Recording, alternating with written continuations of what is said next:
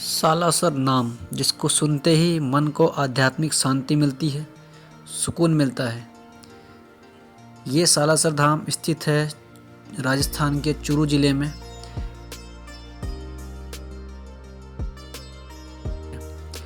तो दोस्तों नमस्कार, स्वागत है आप सभी का मेरे चैनल पर। और आज हम लोग पहुँचे हैं राजस्थान के चूरू ज़िले में स्थित सालासर कस्बे में, जहाँ भगवान हनुमान जी का दाढ़ी मूछ वाला एक रूप विराजमान है, जिसको लोग सालासर बालाजी के नाम से जानते हैं। यह सालासर धाम जयपुर राजमार्ग पर सीकर से ठीक 55 किलोमीटर पर स्थित है और सुजानगढ़ से लगभग 24 किलोमीटर पर स्थित है। दोस्तों, पूरे विश्व में यह एकमात्र ऐसा मंदिर है जहां बालाजी दाढ़ी और मूछ के रूप में विराजमान है। अब बात करते हैं बालाजी के इस स्थान पर स्थापित होने की कथा का।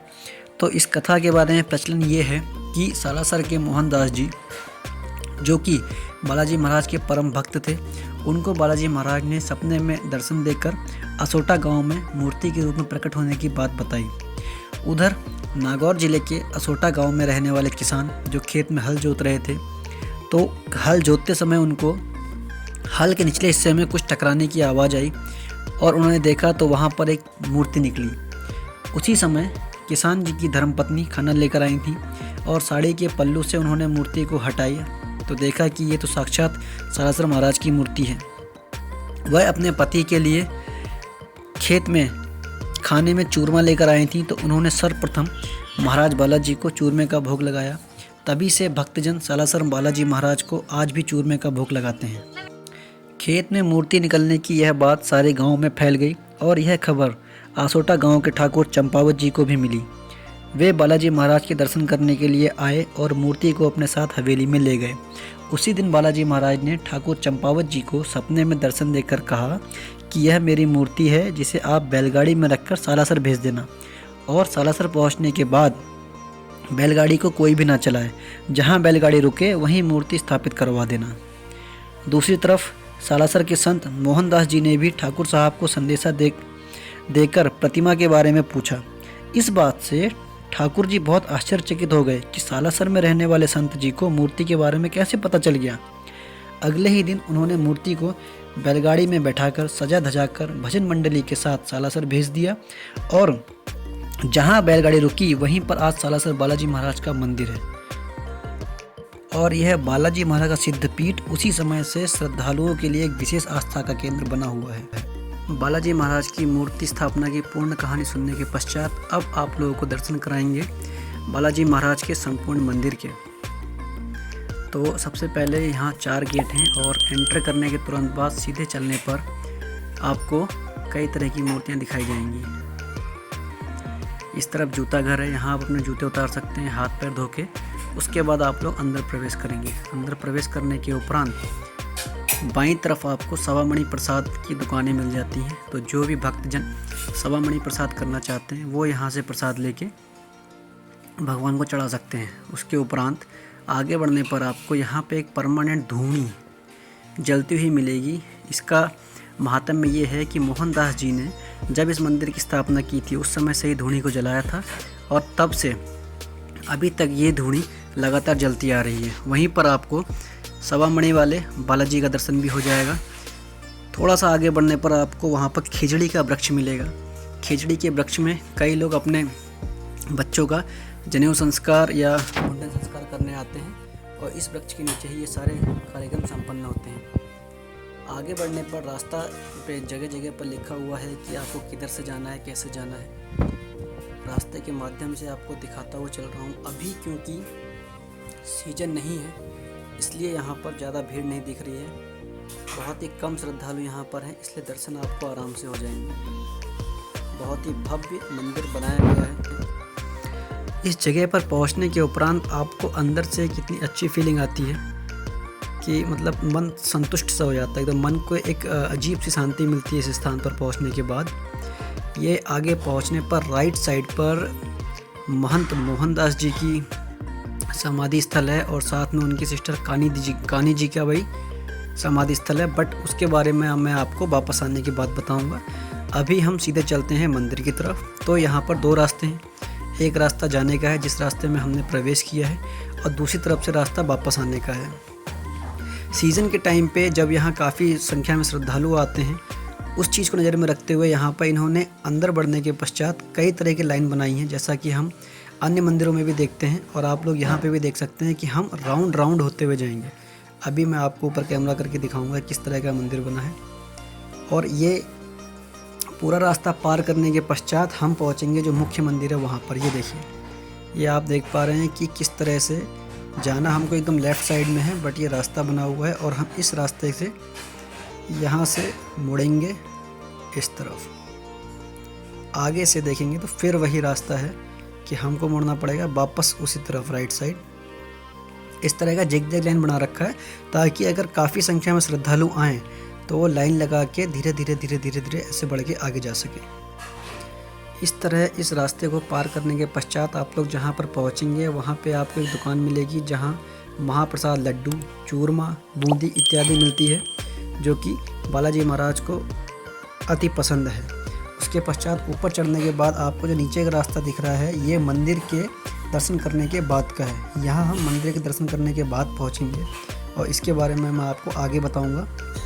और आप लोग वीडियो को पूरी देखें ताकि आपको पूरे मंदिर का दर्शन हो जाए। और जो भक्तगण मेरे चैनल पर पहली बार आ रहे हैं, कृपया चैनल को सब्सक्राइब कर लें ताकि ऐसी ही अन्य वीडियोज़ उन्हें टाइम से मिलती रहें और वो दर्शन कर सकें। हाँ जी, हीरा वल्लभ उत्तराखंड, मैं खटीमा से। बालाजी महाराज के दर्शन करने के उपरांत हम आ चुके हैं नीचे और भेंट स्वरूप हमने कुछ दक्षिणा मंदिर समिति को दान में दी है ताकि इस मंदिर के अच्छे कामों में वो लग सके। अंदर का वीडियो आप लोग को इसलिए नहीं दिखा पाया क्योंकि वहाँ पे पहुँचते ही मेरा जो है मोबाइल बंद करवा दिया गया था, वहाँ पे वीडियोग्राफी अलाउड नहीं थी। परंतु आप लोग फ़ोटो के माध्यम से श्री बालाजी के मुख्य मंदिर के दर्शन कर सकते हैं। आगे चलने पर जाडूला मिलेगा आपको। जाडूला जो राजस्थान के लोग हैं वो लोग समझते होंगे, जानते होंगे क्या होता है। इसके दर्शन करने के उपरांत फिर हम जाएंगे बाहर की तरफ और बाहर पहुंचने पर उससे पहले देखिए यहाँ पर कार्यालय बनाया गया है और कार्यालय में साफ साफ लिखा गया है कि अगर आप कुछ भी दान देते हैं बालाजी महाराज को दान स्वरूप तो उसकी रसीद अवश्य ले जाएं ताकि उस धन का जो आपने दिया है भेंट स्वरूप उसका दुरुपयोग ना हो सके। रसीद आपके पास रहेगी तो कमेटी को पता रहेगा किसने दिया है और आपको भी पता रहेगा मैंने क्या दिया है। अब आगे बढ़ते हैं तो आपको दिखेगा वापस जाने का रास्ता। जो हमने आने के समय रास्ता आपको दिखाया था उसी के साथ वापस जाने का रास्ता। ये आप देख पा रहे हैं, लेफ़्ट साइड से जो रास्ता दिख रहा है वहाँ से हम आए थे और राइट साइड में सिंगल लाइन जो बनी हुई है वहाँ से हम वापस जा रहे हैं। इस तरफ से हम लोग जा रहे हैं और दूसरी तरफ से श्रद्धालु आ रहे हैं। तो यहाँ पे आपको स्पष्ट हो जाएगा कि किस तरह का इन्होंने रास्ता बनाया है। आने और जाने के लिए अलग अलग सुविधाएं हैं। सिक्योरिटी का अरेंजमेंट काफ़ी अच्छा किया इन्होंने और मंदिर काफ़ी भव्य है। बाहर निकलने के उपरांत सबसे पहले आपको यहाँ पे वही कैमरा तो अलाउड है नहीं, सामने आप जाएंगे तो एक और गेट दिखता है। हालांकि ये गेट कई सारे हैं। अब हम जाएंगे समाधि स्थल श्री संत शिरोमणि 1008 मोहनदास जी महाराज, जो कि सीकर जिले के रुल्याड़ी गांव के निवासी थे और उन्होंने इस स्थान पर जीवित समाधि ली थी। यहाँ पर शिवलिंग बनाया गया है। शिवलिंग के दर्शन करके जल चढ़ा के आप लोग आगे बढ़ सकते हैं। अगर मैं बात करूँ मोहनदास जी महाराज के बारे में तो मोहनदास जी महाराज सीकर के निवासी थे, परंतु उनकी बहन कानी दीदी जी का विवाह सालासर में हुआ था। सालासर में कानी दीदी जी का एक बेटा जिसका नाम उदय राम है, उनका जन्म होने के पश्चात वो विधवा हो गई थी। तो अपनी बहन और अपने भांजे की देखरेख के लिए सालासर आके मोहनदास जी रहने लगे थे और इस मंदिर की स्थापना के पश्चात उन्होंने अपने भांजे उदय राम को ही प्रथम पुजारी के रूप में नियुक्त किया था। उसके पश्चात बहन कानी दीदी जी की देहावसान के पश्चात मोहनदास जी ने भी यहाँ पर जीवित समाधि ले ली थी और यहाँ पर दोनों भाई बहनों की समाधि और चरण स्थल को आसपास ही रखा गया है। संत मोहनदास जी एवं उनकी बहन कानी दीदी जी के समाधि स्थल के दर्शन करने के पश्चात अब रास्ता जाएगा वापस जहाँ से हम आए थे उसी तरफ। और जो खेजड़ी का वृक्ष था जिसके सामने एक भजन स्थल है या कहिए संध्या स्थल है, जो मैंने उस समय आपको नहीं दिखाया था, उसके दर्शन मैं आपको अब आगे कराऊंगा।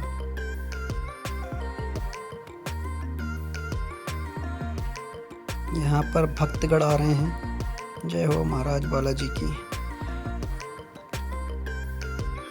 तो ये वो स्थल है जहाँ पर दाढ़ी मूंछों वाले बालाजी विराजमान हैं। इसको आरती स्थल, भजन स्थल, संध्या स्थल, सुंदरकांड स्थल, आप जो चाहे कह सकते हैं। भक्तगण यहाँ पर बैठकर शांत मन से, शांत चित्त से भगवान की स्तुति करते हैं। कई भक्त सुंदरकांड का पाठ करते हैं, कई भक्त हनुमान चालीसा का पाठ करते हैं, कई भक्त आरती करते हैं। किसी विशेष अवसर पर यहाँ पर बैठकर भजन गायन और आरती गायन भी होता है। यह मेरी बेटी है जो कि बालाजी महाराज का आशीर्वाद ले रही है दंडवत प्रणाम करके। बालाजी महाराज से प्रार्थना है कि इसको चिरायु करें, अच्छा ज्ञान दें, सुख समृद्धि दें।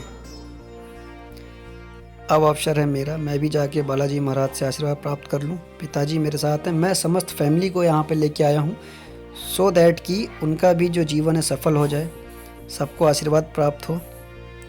और इस स्थान पर आकर मुझे बहुत ही अच्छा महसूस हो रहा है। जैसा कि काफ़ी लंबे समय से हमारा विचार था कि हम सालासर बालाजी महाराज जाएं, खाटू श्याम जी महाराज जाएं, बट भगवान का जब बुलावा आता है तभी पहुंच पाते हैं। और हम पहुंच पाए हैं सालासर बालाजी महाराज। अब ये दोबारा स्थान वही आ गया है। अब हम यहाँ से वापस जाएंगे। तो ये थे संपूर्ण मंदिर के दर्शन, बालाजी महाराज के दर्शन। जो कुछ अंदर था और जो कुछ इस जगह का महात्म्य था वो मैंने आपको बताया। बाहर निकलने के पश्चात यहाँ पर रहने और खाने की उत्तम व्यवस्था है। आप कभी भी चाहें तो आ सकते हैं। बाहर आपको प्रसाद के रूप में बहुत सी दुकानें मिलेंगी, पार्किंग की उत्तम व्यवस्था है, रहने की उत्तम व्यवस्था है। बहुत ही अच्छा कस्बा है। इसी के साथ मैं विदा लेता हूँ आप लोगों से। अगर वीडियो पसंद आई हो तो लाइक करें, शेयर करें, सब्सक्राइब करें और अन्य भक्तों तक जरूर पहुँचाएँ। जय हिंद, जय भारत, जय बालाजी महाराज।